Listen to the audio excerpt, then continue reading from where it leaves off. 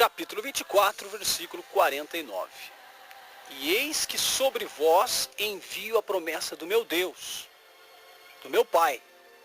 Ficai, porém, na cidade de Jerusalém, até que do alto sejais revestidos de poder.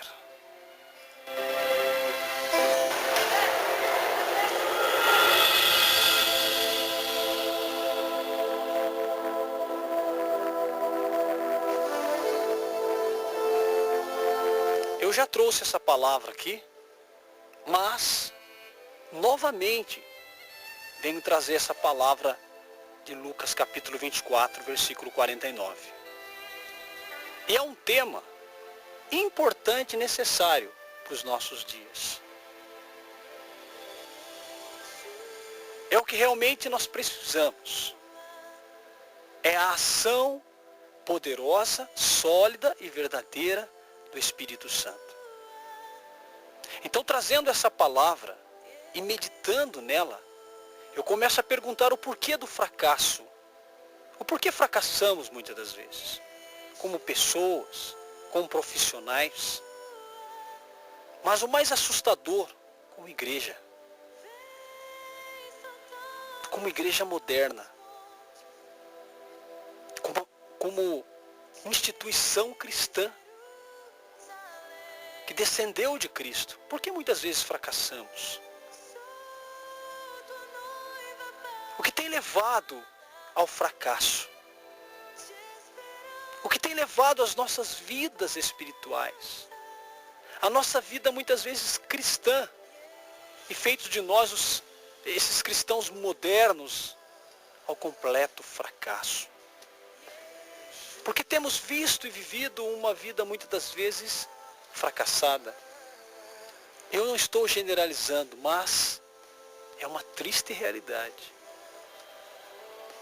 Porque temos visto e vivido uma vida à beira, muitas das vezes, do precipício. Esta é a realidade da noiva do Cordeiro em muitas das suas diretrizes. É que ela está sofrendo uma derrota. Nós estamos sofrendo derrota avassaladora contra o pecado. Os cristãos estão sendo golpeados. Estamos sendo fustigados. Estamos tomando uma surra do pecado em muitas áreas nossas.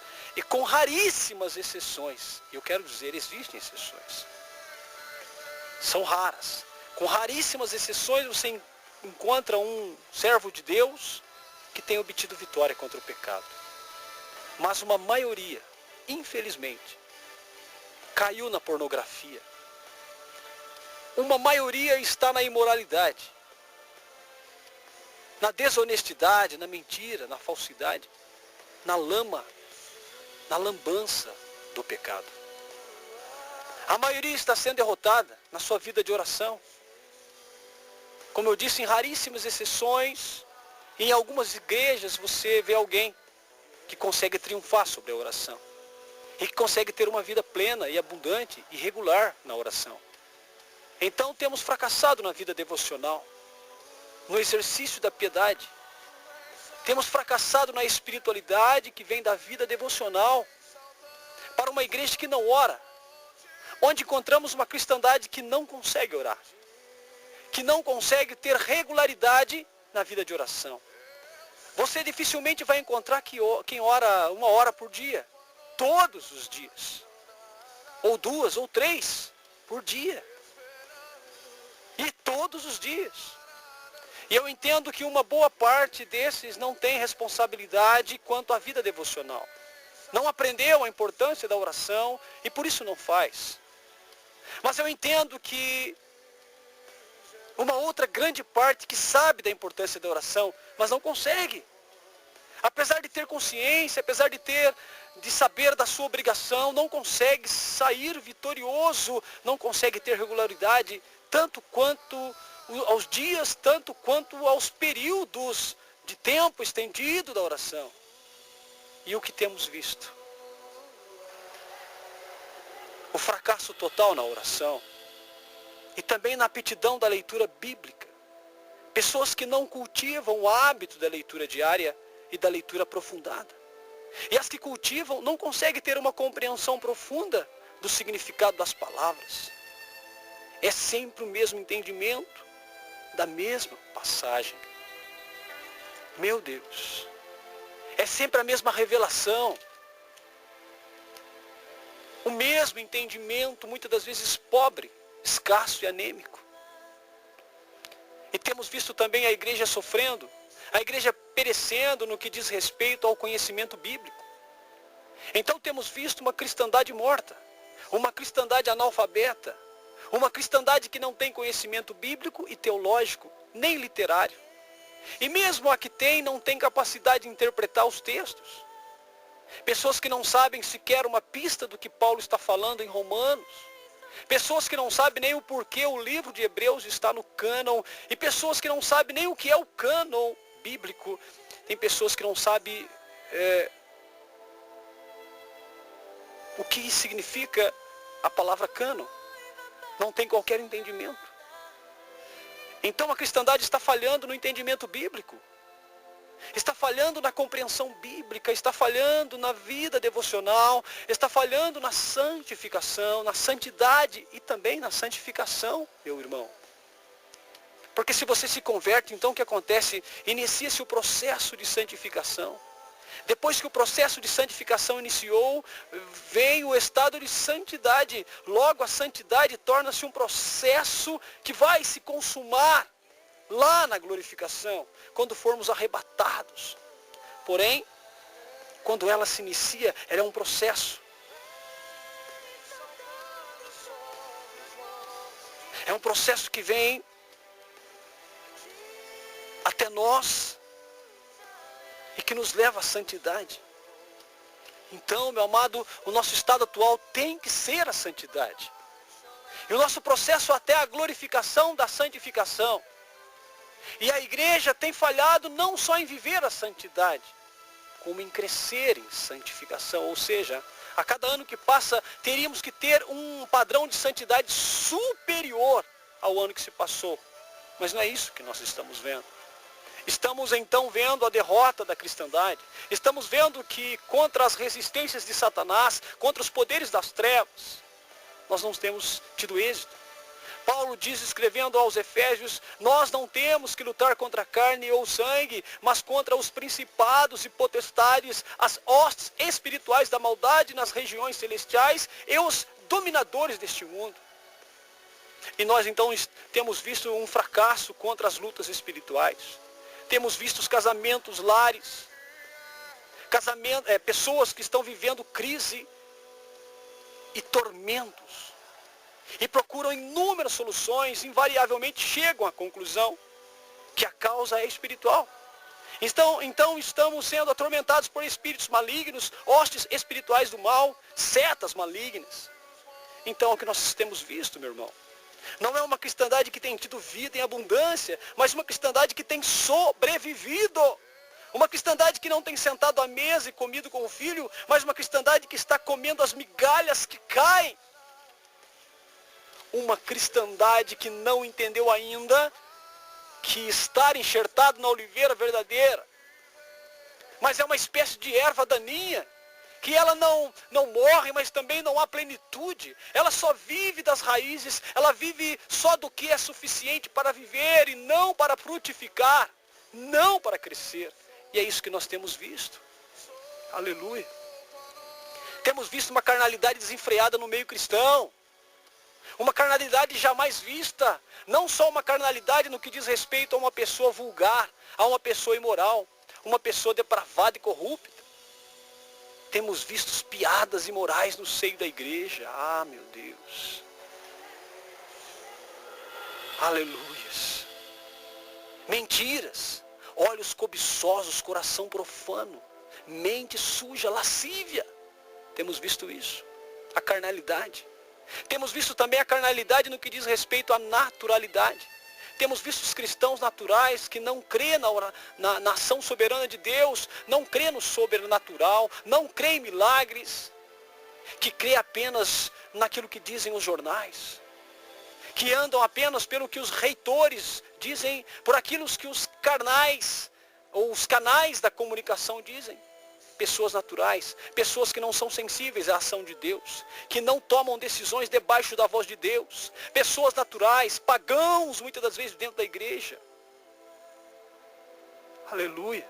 Semelhante a católicos apenas, não cultuam e não adoram a Deus, mas as imagens.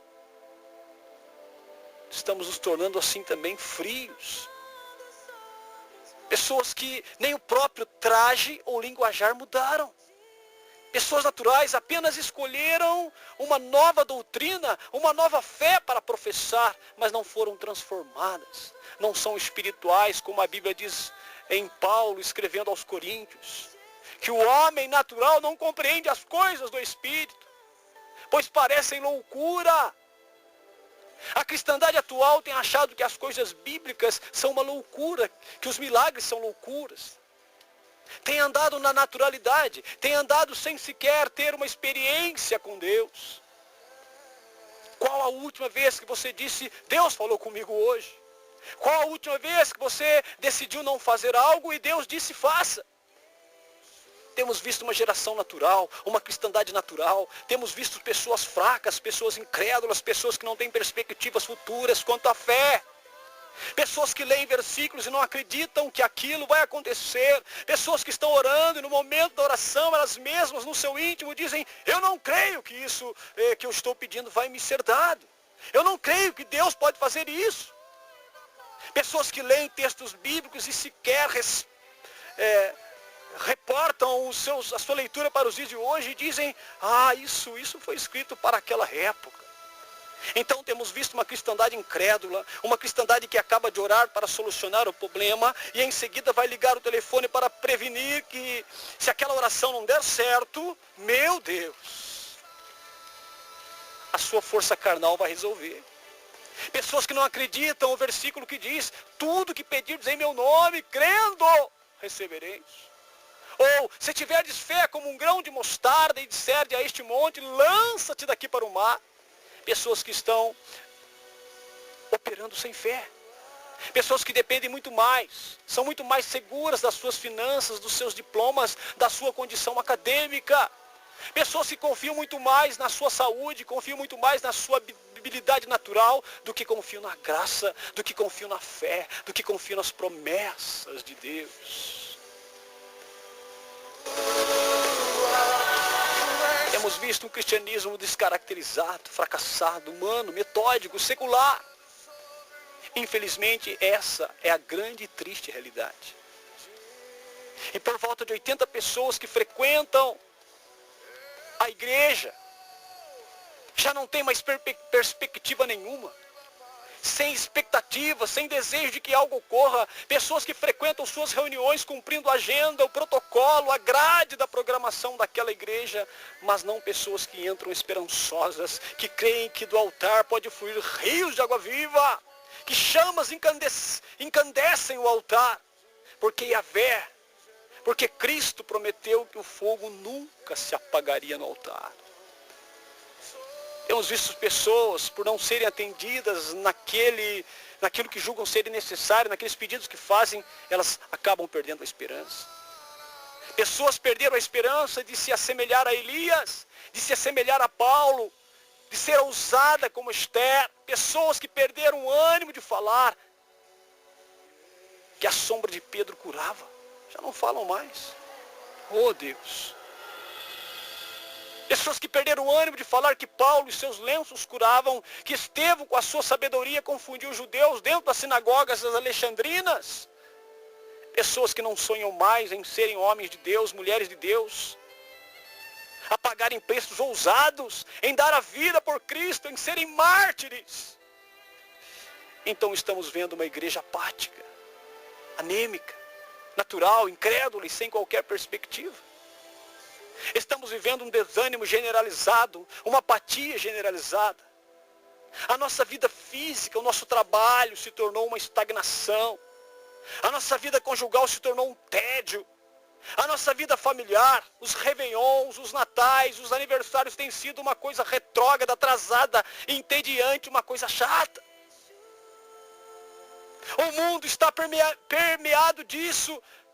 A cristandade também agora está vivendo essa apatia igual ao mundo. Entenda, meu amado. Esse pranto, esse luto. Parece que para nós a pedra do sepulcro ainda não rolou. Parece que para nós o Cristo ainda está sepultado. Estamos como aqueles 2 discípulos a caminho de Emaús, desesperançosos, eles diziam.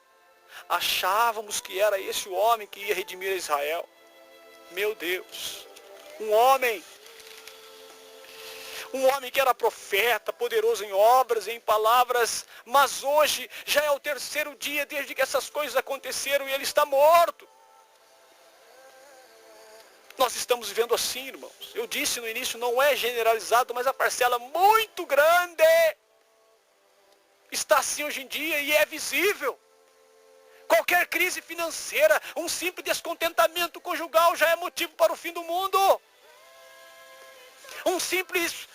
Uma simples dívida de algumas centenas de reais e tudo desmorona. Uma simples enfermidade, tudo se abala. A igreja não está robusta, virtuosa, poderosa. A igreja não está preparada para uma perseguição, meu amado. Para que possa haver mártires para marcar a história. Porque se houver uma perseguição, vai haver uma evasão da igreja. Vai haver um abandono e a maioria vai negar a Cristo. Porque a nossa fé não é robusta, nossa fé não é condensada na Escritura. Não temos experiências e marcas de Cristo no nosso corpo. Somos frágeis, tímidos, não conhecemos a Deus, não conhecemos sua natureza, seus atributos, não conhecemos a sua graça gloriosa, não compreendemos o seu santo evangelho. Infelizmente, essa é a realidade de muitos cristãos modernos. Veja o catolicismo, que é a mãe da religião desse país. Rico em rituais litúrgicos e pobre, miserável no quesito experiência da suficiência de Cristo. E os cristãos caminham em passos largos para se tornarem a mesma coisa, se não mudarem. Veja as invenções de doutrina. Mudam suas doutrinas para não perder membro ou para aumentarem. Mudam seus segmentos, a igreja sem identidade. Essa é a triste realidade. Foram-se os sonhos. Ainda tem aquele grupo de pessoas que não podem ouvir uma pregação mais dura. Não aceitam correção. A repreensão, ou seja, tem que ser agradado o tempo todo. Não entende que vão ter que morrer para Cristo. Não entende que alguns não vão se casar, outros não vão ser restaurados, outros não vão ser curados, outros não vão ser ricos. Não entende que o evangelho é cruz, é renúncia. Porque Paulo escreveu, ou fostes chamados não só para crer em Cristo, mas para padecer por Ele. Veja quando Deus chama Paulo, ele diz, aleluia, Paulo, vem e eu lhe mostrarei o quanto deve padecer pelo meu nome. Entender que Paulo diz que todos buscam o que é seu e não o que é de Cristo. Pessoas que ouvem um sermão mais forte dizem, dura esse sermão, quem poderá ouvi-lo? Pessoas que você não pode mexer nos seus livres arbítrios, dizer como elas devem se vestir, dizer onde elas devem frequentar, com quem elas devem andar, e logo essas pessoas afrouxam e desistem da fé. Por quê? Porque não entenderam. Meu Deus.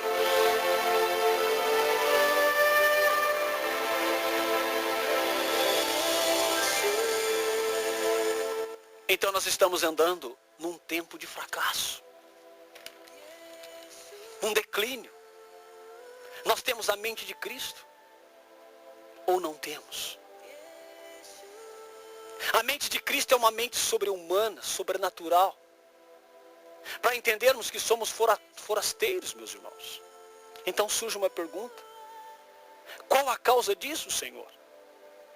Qual a causa da descaracterização da cristandade? Qual a causa da anemia, apatia, esse descaso?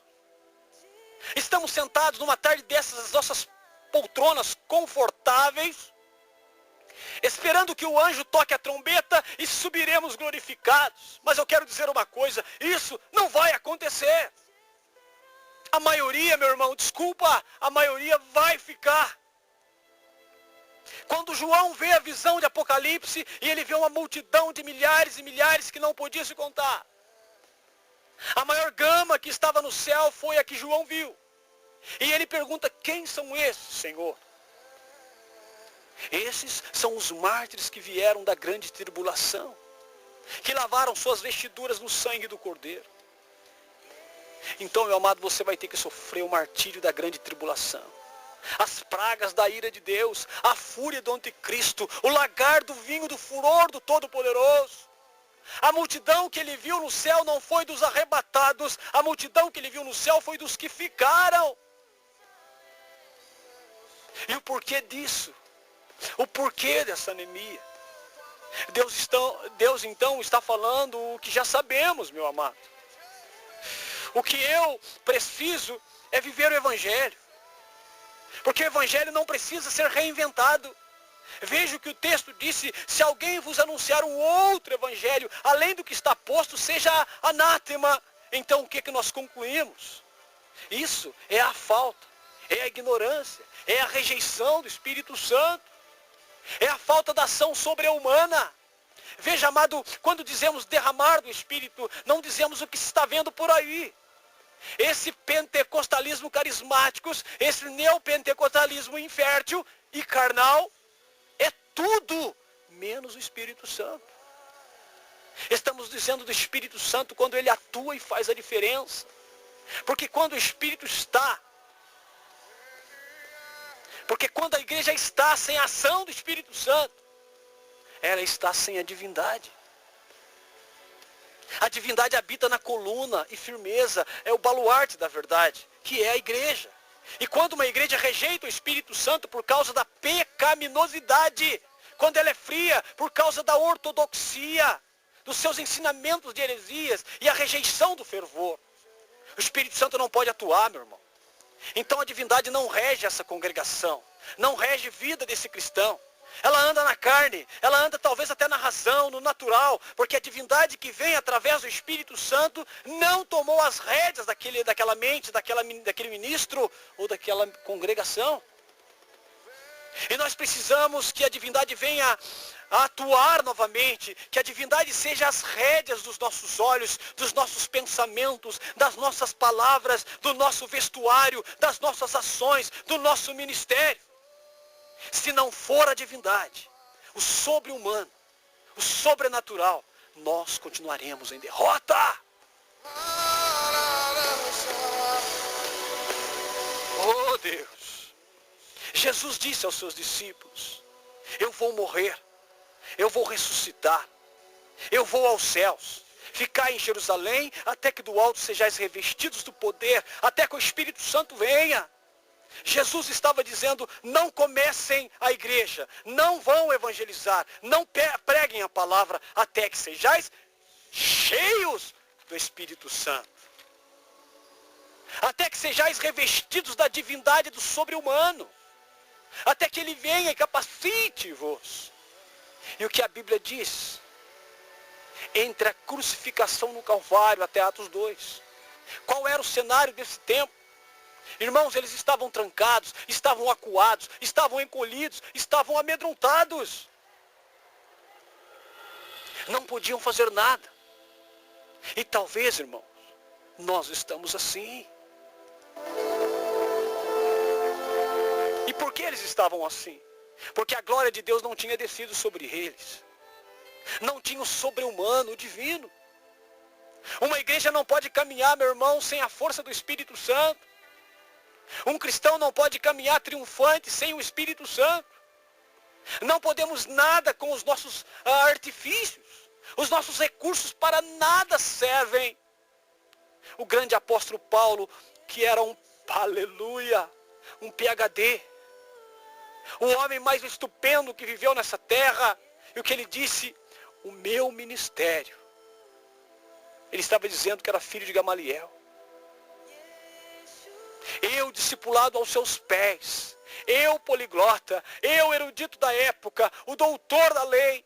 E ele vai dizer, o meu ministério não consiste em palavras persuasivas, acadêmicas, humanas, naturais, mas em demonstração do poder de Deus.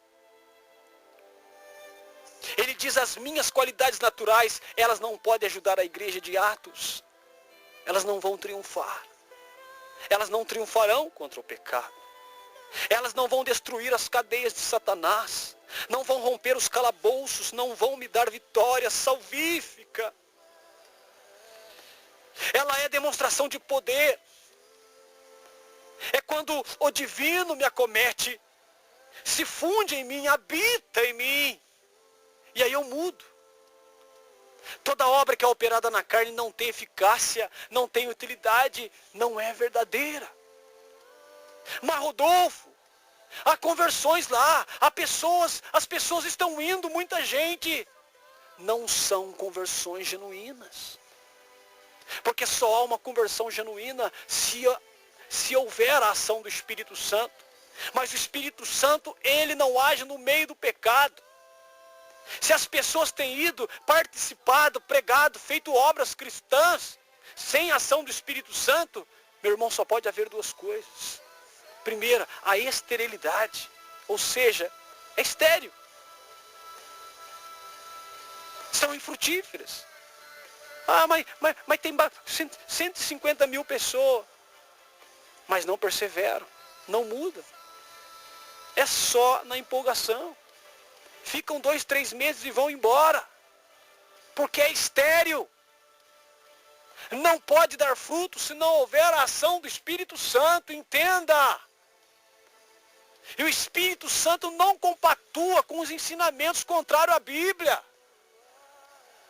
Você entendeu?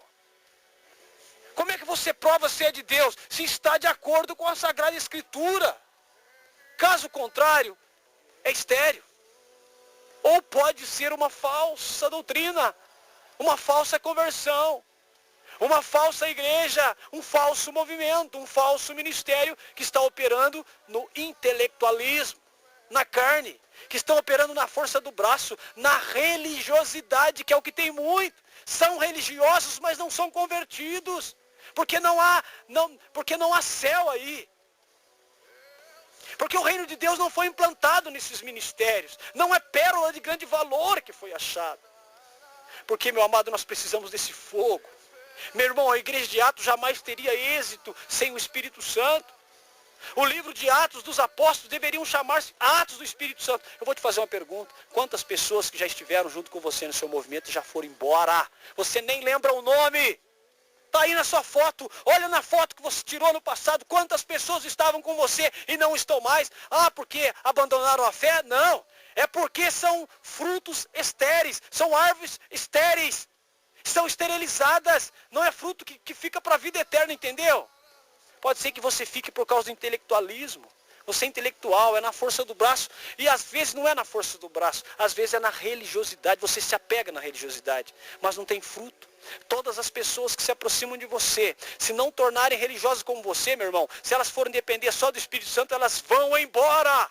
Mais cedo ou mais tarde elas vão embora, porque elas não querem religião. Elas querem o novo do Espírito Santo. Mas aí não tem. Então operam na religiosidade. Operam na força do braço, na força da religião. São falsas conversões, não há mudança completa. Sim, parou de fumar, parou de beber, parou de ouvir música secular. Sim, mas os dons que aí se professam não vêm do Espírito Santo, porque ele não tomou a rédea desse movimento nem dessa congregação. Porque misturou o profano com o santo. E não há como Deus agir. Mesmo que você insista, mesmo que você dê a sua vida, eu quero te dizer, meu irmão, tem que mudar 100%, tem que quebrar as estruturas das heresias, tem que quebrar as estruturas da religiosidade, das liturgias, que elas muitas das vezes matam, você fica só na letra, você decora os textos bíblicos, mas você sabe que o verdadeiro ensinamento da Bíblia não pode ser contradizido, não pode se contradizer. Então, o intelectualismo, é a religiosidade. Mas não se implantou o reino de Deus. Porque, meu irmão, eu vou dizer uma coisa, implanta o reino aí para você ver. Você vai sofrer na sua carne, porque o diabo tem ódio do plano do reino de Deus. E nós precisamos desse fogo, meu irmão. Aleluia. O Espírito Santo foi o fundador. O pastor, o conselheiro, o inaugurador, o evangelista, o guia da igreja foi o Espírito Santo. Ele regeu com a mão poderosa a igreja primitiva. Você conhece a história da igreja primitiva?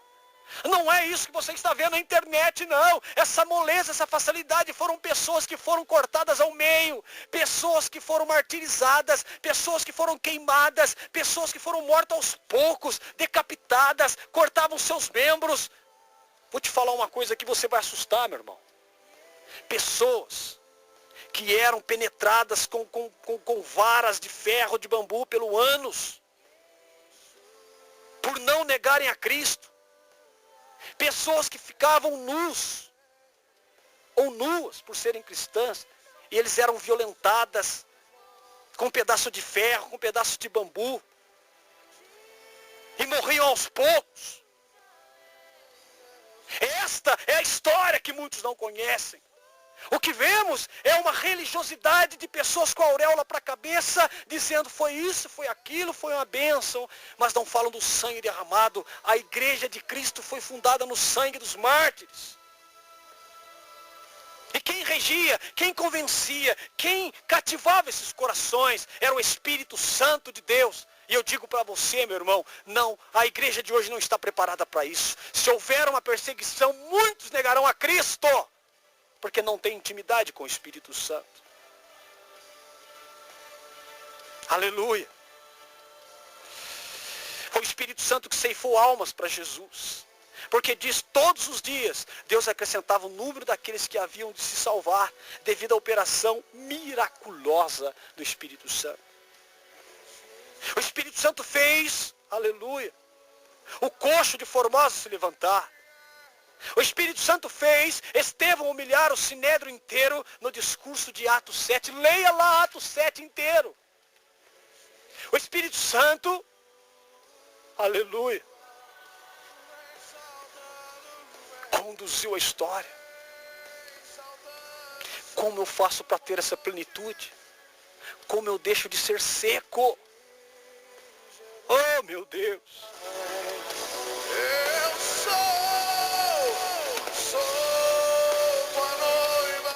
O que nós precisamos é a plenitude do Espírito Santo. Gente, há pessoas que se colocam para orar e demoram 4 minutos e não flui, não acontece nada, porque não sabe orar, porque está seco, porque não depende mais do Espírito Santo, depende do intelectual, da religião. E ele disse, permaneçam em Jerusalém até que o Espírito Santo venha do alto e sejais revestidos. Ele disse, não saiam, não andem, não façam, fiquem, permaneçam. O que isso significa? Havia uma promessa sobre eles. Joel 2:28. Nos últimos dias, aleluia, derramarei do meu Espírito sobre toda a carne. Cristo também vai lá e profetiza novamente, eis que eu enviarei o Consolador do meu Pai, o Espírito da verdade, ele vos guiará a toda a verdade. Depois João Batista diz, eu batizo com água para o arrependimento, aleluia, mas virá outro que é maior do que eu, do qual eu não sou digno de desatar as alpargas, ele vos batizará com fogo e com o Espírito Santo. Atos 1, ele promete de novo, e receberão o poder e ser-me-eis minhas testemunhas, tanto em Jerusalém, Judeia, Samaria e até os confins da terra. Aleluia. E dessas 3 promessas, meu amado, então fique aí, fique esperando porque ela vai se cumprir. Porque estava acontecendo uma perseguição implacável. Os judeus e os fariseus estavam perseguindo os cristãos na época. Eles que tinham matado a Jesus e queriam apagar todo o foco e vestígio dos seguidores de Jesus. Aleluia. Então os discípulos, amedrontados, queriam fugir. Estavam querendo se dispersar e diz, fiquem, porque é uma promessa. Fiquem porque fogo descerá. Fiquem porque foi profetizado. Ah, meu Deus, a primeira coisa para você receber o Espírito Santo, meu irmão, é permanecer em Jerusalém buscando a promessa, mas muitos não buscam mais. Eu quero pregar, eu quero cantar, eu quero fazer, eu quero aparecer, eu quero fazer, eu quero estar, eu quero fazer milagre. Mas eu não estou pedindo o Espírito Santo, o que realiza todas essas coisas. Amado, há uma promessa. O fogo vai descer. Busque, permaneça, persevere buscando a promessa. Como eu mostro que eu confio? Ficando, buscando, orando. A maior prova que eles tinham, que o Espírito Santo ia descer ali. E eles não devem ter saído de Jerusalém. Todo homem que crê, todo homem que recomeçar, todo homem que se arrepender, que buscar, eles receberão. Depois que dou a promessa a ele, fiquem em Jerusalém, fiquem lá juntos, até que do alto sejais revestidos. E perseveraram unanimemente nas orações e na súplica, é o que não está acontecendo em nenhum lugar. Eu disse no início, não vou generalizar, mas são raríssimos os casos de oração, tanto de oração comunitária, ou seja, junto de oração pessoal. São raros. É a triste realidade. Estamos secos, ossos secos, ossos secos. Aleluia. E você sabe, meu irmão, quando o Espírito Santo foi derramado? Sabe o que aconteceu? Eles fizeram uma campanha, eles creram na promessa, só que eles não ficaram parados. Eles entraram num propósito e perseveraram unanimemente em oração, em busca. Era a promessa de Deus. Você quer um avivamento na sua vida, irmão? Você quer um derramar jamais visto em sua vida? Você quer impactar esse século? Você quer ser diferente para não andar aí conforme as falsas doutrinas? Então aprenda a dobrar o seu joelho, aprenda a orar. Eles oravam unanimemente e perseveravam. Oração é a chave do avivamento, não é o pula-pula, não é a cristoteca, não é o show gospel, não é a grande pregação, não é o que você faz, é a oração, a chave para o avivamento. Aonde estão os frutos das cristotecas? Aonde estão os frutos do pula-pula, do show gospel? Aonde estão? Ninguém viu, porque não há oração. Há religiosidade, mas não há oração. Oração requer disciplina. Não é aquela coisa da boca para fora, é uma experiência com Deus. E eles acreditavam na promessa e fizeram uma campanha e buscaram e oraram, o Espírito Santo veio. Meu irmão, na época de Elias, ele orou e veio fogo. Os discípulos se reuniram e as labaredas vieram. Igreja, vai orar, igreja. Meu Deus, quem te disse que a oração é um remédio só de emergência? Que você só usa quando está passando mal? Não, é todo dia. Assim é como a maioria tem levado a oração. Aleluia. Se precisa, toma. Se não precisa, não toma. Muitos têm usado como remédio de emergência. Por isso mesmo, é essa erva daninha. Esse crente fraco. A oração é muito mais que um cataflã, meu irmão. A oração é muito mais do que uma petição. A oração é um relacionamento com Deus. A oração é um contato com a natureza divina. É amizade, meu amado. Meu irmão, o véu do templo já foi rasgado há 2000 anos. Mas se você passar por lá, você vai ver que ele está só. Ninguém tomou posse. Ninguém entrou. Aleluia. Porque então foi pago um alto preço. Será que não estamos clamando de forma errada, meu irmão? Se é que estamos clamando. E que o nosso clamor seja: derrama da plenitude do seu Espírito, Senhor. Derrama do teu fogo, Senhor. Se você procurar na história, você vai encontrar homens que fizeram a diferença na oração. Mude. Procure saber quem foi Moody, que lia a Bíblia e orava de joelhos e dizia: o homem de joelhos diante de Deus é um homem melhor de pé, em cima de um púlpito. Moody dizia isso. Jonathan Edwards, no grande avivamento que trouxe antes de pregar o seu sermão, que tinha o nome de Pecadores nas mãos de um Deus irado, durante 3 noites e 3 dias não comeu e não dormiu. Rogava a Deus: dai-me a Nova Inglaterra. John Knox, o reformador escocês, quando os exércitos ingleses iam combatendo os escoceses, sabe o que a rainha da Inglaterra falava? Aleluia! Eu não temo os exércitos da Escócia, eu temo as orações de John Knox. A biografia de John Knox diz que em 1849 ele voltou para a Escócia. A religião oficial era o catolicismo. Um ano depois da vinda dele para a Escócia, um ano depois, o parlamento decreta a religião oficial do país. Passa a ser o protestantismo. Pelas orações e influência de John Knox. Meu Deus. Tem mais. George Miller, o grande missionário. Alguém, quando ele passa, fazia um comentário: George Miller, quando ora, o céu fica em silêncio. Meu Deus. Susanna Wesley, mãe de 19 filhos, se trancava dentro do quarto todos os dias, pelo menos 1 hora, para ficar a só com Deus. Nós não temos nem 4, 5 filhos, muitas das vezes. E nós falamos: não temos tempo para orar, porque eu tenho que cuidar dos meus filhos. Meu amado, são testemunhas que você não vai ver hoje, infelizmente. Por quê? Porque nós estamos presos na internet. Porque nós vamos jogar o nosso videogame.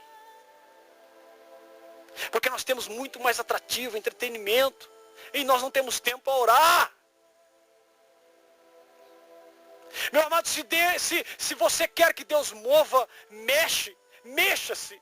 Desliga o televisor. Ah, meu Deus. Deixa um pouco as festinhas, o lanchezinho de lado e vá aos montes, vá à oração. Ou nós estamos achando que eles vêm, que as almas vêm. Estamos nós achando que não temos dor de parto para gerar uma alma, que não tem que ter jejum. É difícil orar, meu irmão? É. Você vai ter que lutar contra a carne, contra Satanás, contra o mundo, para a sua oração ser eficaz. No capítulo 2, 120 discípulos tinham visto Jesus ascender aos céus. 120 estavam no cenáculo, orando, estavam sentados, e a Bíblia diz que de repente, desceu do céu, como um vento veemente, impetuoso, encheu aquela sala, e todos foram vistos com línguas repartidas de fogo, e cada um falava uma língua conforme o Espírito Santo lhes concedia que falasse, e todos foram cheios do Espírito Santo, porque ocorreu o derramamento, ocorreu o avivamento. Mas sabe o que aconteceu? Depois de Atos 2, eles vêm e dizem: todos vocês estão cheios de mosto, vocês estão bêbados. E eles começaram a criticar. Aleluias. Aparece então lá do meio aquele covarde, aquele analfabeto estúpido, que tinha negado Cristo 3 vezes, cortado a orelha de Malco, afundado nas águas. Aleluia. Aquele que tinha feito barracas para ele, Moisés e Elias ficarem. Ele sai lá do meio e grita: varões israelitas, esses homens não estão embriagados como vós pensais, porque agora é a hora terceira do dia, são 9 horas da manhã. E ele prega no seu primeiro discurso e ganha 3.000 almas para Jesus. Depois que o avivamento desceu, Pedro não foi mais o mesmo. Ele agora é ousado, intrépido, santo. Então começa o festival de conversões e o massacre de Satanás, porque o Espírito Santo havia sido derramado sobre a igreja de Atos. Acabou o medo, acabou a covardia, acabou a timidez, acabou a pequenez, acabou a atrofia. Agora são varões valorosos, homens cheios de poder. Isso acontece quando o Espírito Santo vem, aleluia. E Pedro vai no templo de Formosa, tem um aleijado pedindo dinheiro. Pedro olha para ele e diz: ouro e prata não tenho, mas o que eu tenho te dou. Em nome de Jesus, levanta-te e anda. E o aleijado começou a andar. É o Espírito Santo. E Pedro então foi perante o Sinédrio e com autoridade começou a pregar. E os fariseus se maravilhavam da sabedoria que Pedro falava, porque sabia que era um homem sem letras. E depois aparece Estevão. Ah, meu Deus, você já sabe, o Espírito Santo, e não tem nada a ver com esse avivamento de showzinhos que nós estamos vendo por aí. O Espírito Santo não tem nada a ver com essa onda de repouso no Espírito, que o pessoal cai, levanta e não acontece nada. Essas orações em línguas que muitas vezes é feita sem nexo. As pessoas ensinam a orar em língua, elas dizem, repita comigo, lá, lá, lá, lá, lá, lá, lá, lá, lá, Maria, Maria, Maria, Maria, glória, glória, glória, glória, glória, lá, lá, lá, lá, lá. Isso não é, meu amado, oração em línguas. Isso não tem nada a ver com o dom do Espírito Santo. Está faltando conhecimento para a gente. Profecias que não se cumprem. Quantas que nós estamos vendo? Curas que não se confirmam. É isso, é aquilo.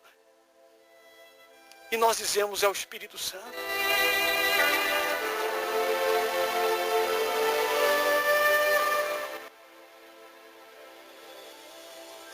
Meu Deus. Meu Deus. Eu estou encerrando, mas eu quero dizer para você, meu amado. Sabe por que o Espírito Santo não está em evidência?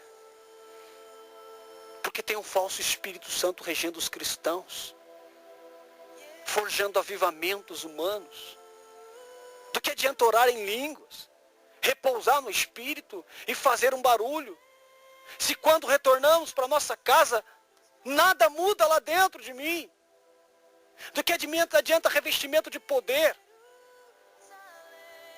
Se quando eu leio a Bíblia está dizendo não faça isso, eu faço. Está dizendo não tenha ídolos, e eu tenho. Não use de orações de vãs repetições, e eu uso. Se a Bíblia está dizendo para você testemunhar o Senhor no seu falar e no seu vestir, e nós não estamos vendo isso.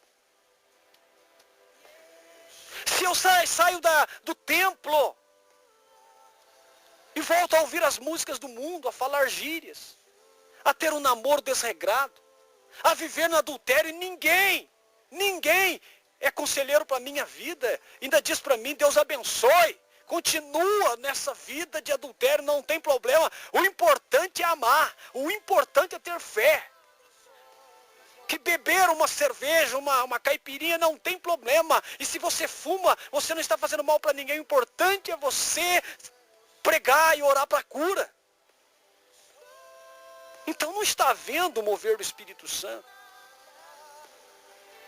Se o Salmo 115 está dizendo para nós não termos ídolos, tem olho, mas não vê, tem boca, mas não fala, tem ouvidos, mas não ouve, e nós estamos cheios desses ídolos, que Espírito Santo é esse que está movendo, então?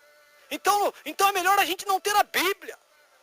Se o Espírito Santo não está de fato movendo, é só barulho. Meu irmão, quero te dizer uma coisa para encerrar. No fim dos tempos haveriam falsos profetas, diz o Senhor. Mas algumas falsas religiões ou religiões não cristãs, você logo já vai discernindo. A própria religião muitas vezes já fala, não é cristã. Muitos seguem, tudo bem, muitos seguem, vão sofrer uma pena, infelizmente, se não se converterem ao Senhor Jesus. Mas muitas religiões e filosofias já estão claras e estão dizendo, não somos cristãos. Nós não pregamos a ressurreição de Cristo. Nós não pregamos o cristianismo, nós não cremos no Deus Trino. Ele já diz, então você sabe que não é uma religião cristã. E que diante da Bíblia são falsas religiões. Agora o duro é quando você fala que é cristão. O duro é quando você prega o evangelho. O duro é quando você tem a Bíblia na sua mão e você decora, e você sabe, você é um intelectual, você consegue fazer uma coisa avivada, uma coisa animada. Você prega bonito, com ardor e cativa muita gente. Você faz trabalhos maravilhosos, as pessoas choram, as pessoas se encantam, as pessoas param de fumar, param de beber, param de assistir novela, as pessoas param de tantas coisas erradas.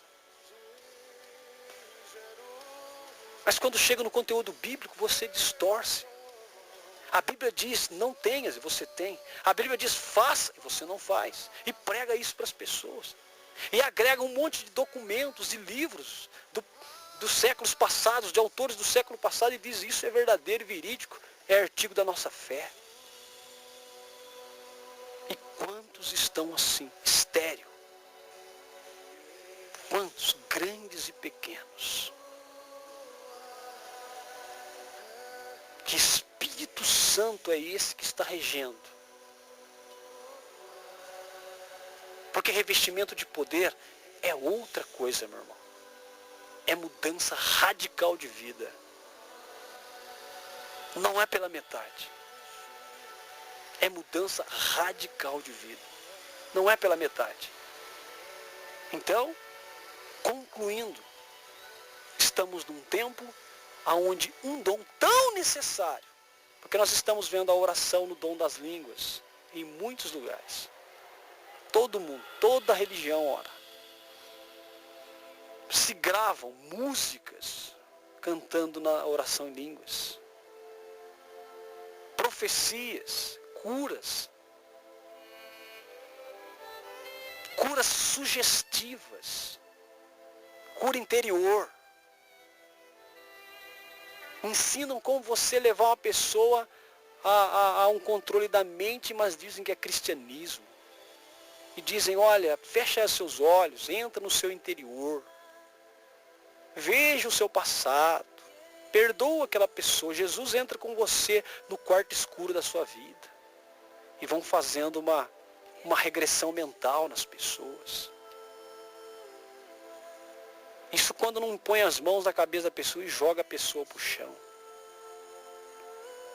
Misturado com heresias, com orações que a Bíblia não dá suporte nenhum. Ensinamentos que você não encontra na Bíblia de jeito nenhum. Rezas, orações, vãs repetições. E nós dizemos, o Espírito Santo é a nossa luz e a nossa força. Mas eu quero te dizer, meu irmão, e meu amado, Deus tem nos permitido também buscar na Bíblia amparo, suporte. Então toda vez que você lê a Bíblia está dizendo não, é não. A Bíblia está dizendo sim, é sim, não há meio termo.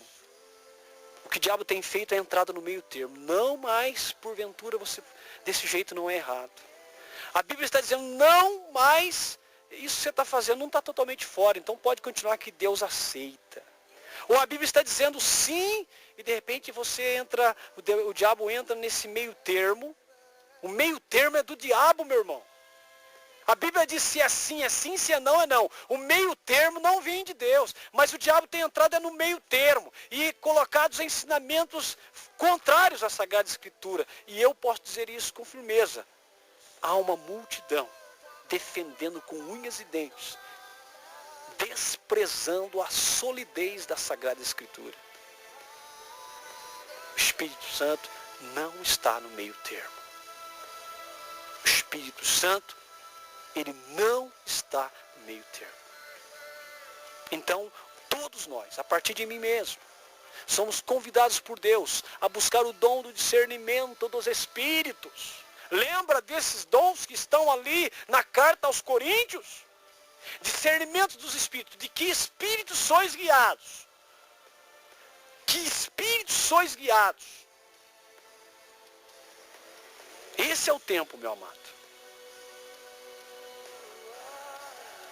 Eu sei que é um final de semana. Há uma tendência maior das pessoas terem folga no domingo e ir para as igrejas. Mas a nossa igreja começa na nossa casa. Aproveita o tempo, irmão. Busque discernimento. Leva a sério. Deus, Ele é fiel. Primeiro, busque agradar o Senhor. Para que a verdade dEle prevaleça em sua vida. E que o Senhor te dê o discernimento de que espírito sois guiados. Em nome de Jesus. Amém. Te esperando para dançar.